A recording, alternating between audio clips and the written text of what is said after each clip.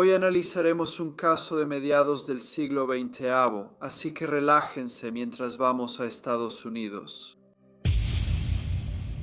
Alcalá inició como una pequeña comunidad en Carolina del Sur, a 145 kilómetros de Charleston, y para 1890 ya era un pueblo industrial. Muchos vivían en casas de la compañía mientras trabajaban en el aserradero Alcalá. Con los años el negocio creció y Alcalá obtuvo más aserraderos en el pueblo. Abrieron un hotel, una tienda, escuelas e iglesias. Para 1940 miles vivían en Alcalá. Una de esas familias era la del señor Stinney. Jorge padre trabajaba en el aserradero, lo que le permitía a su familia rentar una casa modesta de la compañía. Junto a la casa había un gallinero y atrás la única vaca que los niños debían cuidar. Jorge padre y su esposa tuvieron 4 hijos. Jorge hijo, el mayor, después Chiles, Catherine y la menor, Emmy. Los señores Stinney eran padres estrictos que educaron a sus hijos para ser responsables y trabajadores. Todos debían mantener la casa limpia y cuidar a los animales. Aunque Jorge padre no ganaba mucho, siempre procuraba que sus hijos tuvieran todo lo necesario. Como era típico en muchos pueblos pequeños del sur en esa época, los residentes negros y blancos vivían existencias muy diferentes. Las vías del tren que atravesaban Alcalá formaban una línea divisoria entre las dos partes. En los años 40, las leyes de Jim Crow aún permitían la segregación en Carolina del Sur. Los Stinney iban a una escuela segregada y George Sr. les dejó claro que no debían cruzar las vías del tren, algo que tomaron en serio y no intentaron desafiar. Los domingos la familia iba a la iglesia bautista Green Hill, que estaba ubicada cerca. La rutina semanal era apreciada porque la iglesia era centro de culto y vida social y cultural para la comunidad negra. Debido a la segregación y discriminación racial, la iglesia ofrecía pertenencia, apoyo y unidad. Era un sitio donde las familias se reunían, compartían experiencias y hallaban consuelo en su fe, lejos de las dificultades de la vida. Para Jorge y su familia, los servicios dominicales eran fuente de fortaleza y comunidad, ayudándoles a mantener su fe y dignidad ante las difíciles circunstancias. Viernes 4 de marzo de 1944, como cualquier otro día en Alcalá, el clima era templado y el sol brillaba intensamente. La primavera florecía y las primeras flores cubrían el paisaje. El pueblo, rodeado de vegetación, tenía un ambiente tranquilo y fresco. George Jr., de 14 años, y su hermana Emmy, de 7, habían terminado la escuela y hacían sus tareas diarias. Primero, sacaban a pastar la vaca de la familia frente a su casa, una tarea sencilla y habitual para ellos. Mientras tanto, cerca de ahí, 2 niños salieron de casa tras la escuela. A diferencia de George Jr. y Emmy, no tenían tareas en su agenda. Betty June Binnicker, de 11 años, y Mary Emma Thames, de 7, esperaban una tarde de aventuras. Decididas a buscar maypops, frutos brillantes y fragantes de la flor de la pasión morada que crecían silvestres junto a las vías del tren. Las niñas compartían una bicicleta y se turnaban para usarla. Sus risas resonaban en la brisa cálida, pero su búsqueda de los escurridizos maypops se había alargado más de lo esperado a medida que pasaba el tiempo, sin encontrar ningún maypop. Se acercaron a las vías del tren, donde divisaron a 2 niños a lo lejos, un niño y una niña que estaban vigilando a una vaca solitaria que pastaba en el campo. Sin dudarlo, las niñas cruzaron las vías y preguntaron a los niños si sabían dónde encontrar maypops. Jorge y Emmy, buscando ser breves, solo respondieron que no. Después, cada quien siguió su camino, y Betty, June y María Emma se fueron de buen ánimo. Jorge y Emmy terminaron de pastar la vaca y volvieron a casa al atardecer. Esa noche, en casa de un vecino, la familia recibió una noticia que circulaba por Alcalá. Betty June Binnicker y María Emma Thames no volvieron esa noche y la gente salió a buscarlas. Jorge Jr. le dijo a su padre que él y Emmy vieron a las niñas esa tarde. Describió la interacción y Jorge Sr. creyó que sería útil en la búsqueda. Explorar era común entre los jóvenes de Alcalá, pero las niñas sabían cuándo volver y no regresaron. Cundió el pánico y comenzó la búsqueda. Habitantes, policías y voluntarios recorrieron bosques, campos y pantanos cercanos siguiendo las huellas de las niñas. Al anochecer, linternas y lámparas iluminaron el campo, proyectando sombras inquietantes en la búsqueda. El tranquilo pueblo, donde nunca pasaba nada, de repente fue invadido por miedo e incertidumbre. Sin embargo, la esperanza seguía al amanecer del sábado. Las chicas inventarían una historia rara pero inofensiva sobre lo ocurrido. Tal vez se perdieron en una zona desconocida del bosque y no hallaron el camino antes de anochecer. Pero a eso de las 7 de la mañana, un grupo de hombres que buscaba en la zona habitada por residentes negros hizo un descubrimiento sombrío. Uno de ellos había notado huellas tenues, pequeñas y delicadas en el suelo blando y lodoso, huellas que sin duda pertenecían a un niño. Los hombres siguieron revisando el área con más cuidado. Uno encontró unas tijeras en la tierra y sabían que Betty June las llevaba para cortar maypops. Al adentrarse en un terreno descuidado junto a una zanja anegada, notaron una bicicleta casi oculta bajo los arbustos. Al observar bien, notaron que la bicicleta no era lo único en el agua.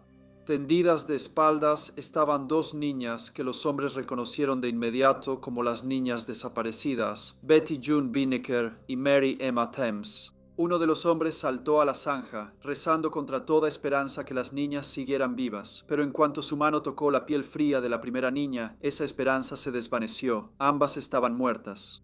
Sus cuerpos mostraban violencia brutal, con la cabeza marcada por trauma severo de un objeto contundente. Llevaron sus cuerpos con el doctor Ashbury Cecil Boussard para que hiciera un examen tras su evaluación. Se revelaron las trágicas circunstancias de la muerte de las niñas. Mary Emma presentaba un corte irregular sobre la ceja y una lesión grave en la cabeza que causó su muerte. En el caso de Betty June, el ataque fue en la parte trasera de su cabeza, recibiendo varios golpes. El doctor Boussard comentó que era un nivel de trauma jamás visto por él. En la casa de los Steenys, Jorge Jr. y su medio hermano Johnny pasaban tiempo juntos antes de que Johnny partiera al servicio militar. En el patio delantero, Emmy jugaba con unos pollitos recién nacidos. Carlos, Catalina y sus padres no estaban, pero era una buena forma de pasar el tiempo, tan concentrada en lo que hacía. Emmy no notó los dos autos que pasaron antes de darse cuenta. Se detuvieron junto a su casa y un grupo de hombres blancos bajó. Vestidos de uniforme, sabían a quién buscaban y entraron directo a la casa de los Steeny por la puerta trasera. Emmy notó que algo malo ocurría y corrió al gallinero para acurrucarse con las gallinas. Ella vio cómo los hombres salían con Jorge y Johnny esposados. Luego vio a Jorge Jr. subir a un auto y a Johnny al otro. La situación se descontroló rápidamente. Señor Jorge Steeny Sr., un linchamiento al Caló. Cuando surgieron rumores de una turba de linchamiento, él y su esposa salieron del pueblo con sus 3 hijos, buscando refugio en casa de un familiar en Pinewoods, a 30 kilómetros de Alcalú. La señora Steeny lloró todo el viaje. Esa noche, Johnny fue liberado y dejado en la carretera para que regresara a casa. Mientras tanto, George fue interrogado solo, sin familia ni representación legal. Clarendon, el alguacil adjunto H.S. Newman y S.J. Pratt de la oficina del gobernador lo interrogaron a fondo. Otros agentes buscaron pruebas en la casa de Steeny, pero no hallaron nada.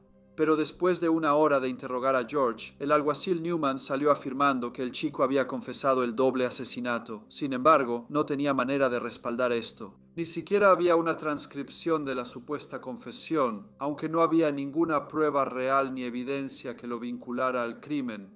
George Steeny, de 14 años, estuvo bajo custodia mientras el alguacil organizaba la investigación forense.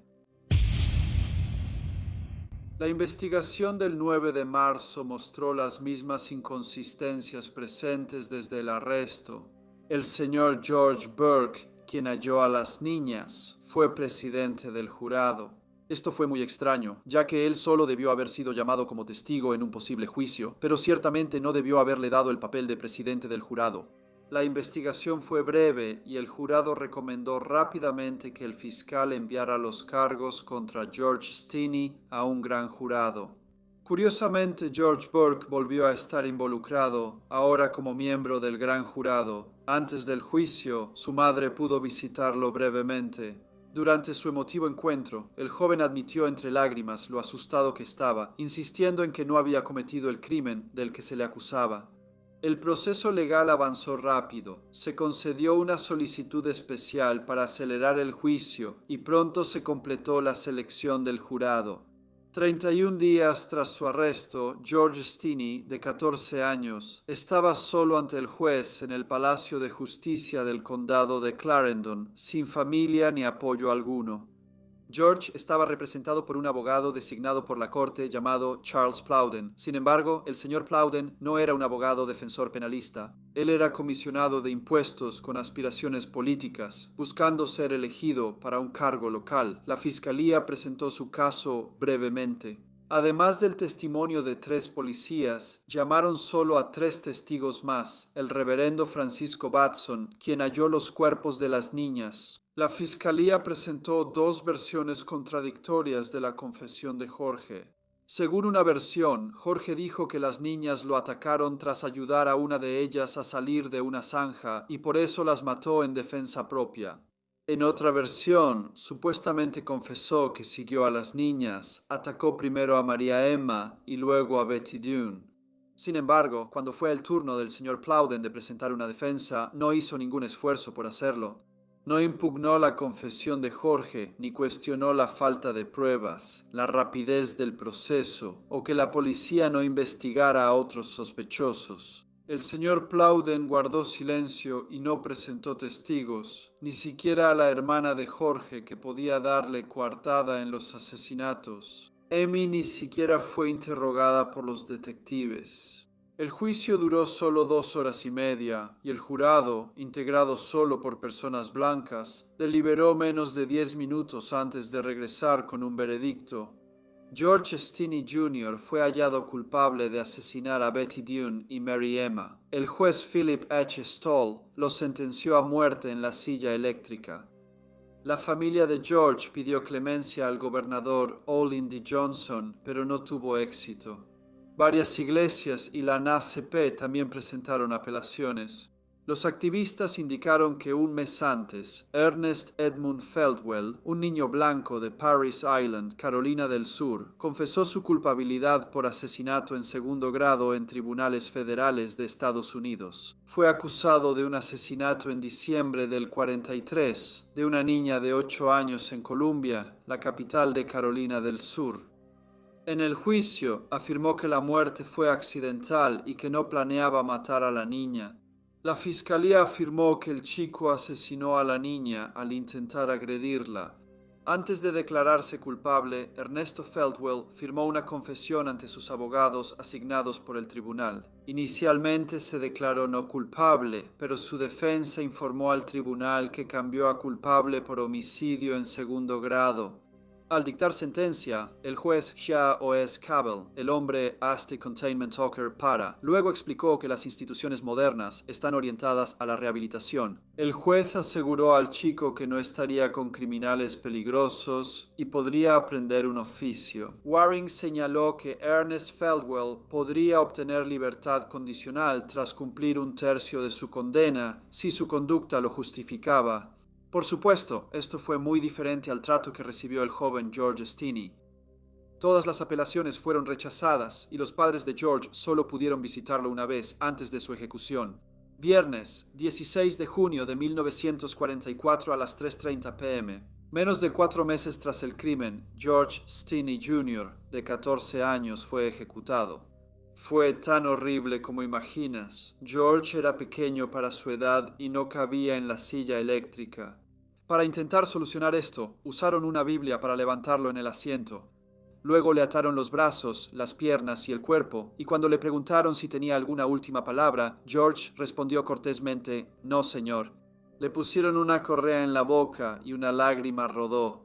Después le colocaron una máscara en la cara, aunque era muy grande. Después de su ejecución, George Stinney, de 14 años, fue enterrado en una tumba sin nombre en el cementerio de la Iglesia Bautista Cavalry en el condado de Lee. La ejecución fue noticia nacional y causó indignación general, pero nunca se actuó al respecto. Con el paso del tiempo, la atención pública se desplazó hacia otros eventos y noticias, y con muchos soldados estadounidenses luchando en la Segunda Guerra Mundial, los periódicos y el público se enfocaron en otras historias. El caso de George Stinney Jr. quedó en el olvido y su familia permaneció décadas en silencio y fuera del público. George Sr. murió en 1965 a los 63 años y la señora Stinney falleció en 1989 a los 80 años. En el 50 aniversario de la ejecución de su hermano, Catalina, hermana de George Stinney Jr., dio una entrevista y lo reveló. Él escribió a su familia desde prisión afirmando su inocencia, que ellos nunca dudaron. En 2013 la familia decidió tomar acciones legales. Buscaron que el caso fuera reexaminado y argumentaron que Jorge no había recibido un juicio justo, que su confesión había sido forzada y que no había suficiente evidencia para condenarlo. El caso fue tomado por los abogados de Carolina del Sur, Esteban Mackenzie y Mateo Burgess, quienes presentaron una moción para un nuevo juicio en el condado de Clarendon.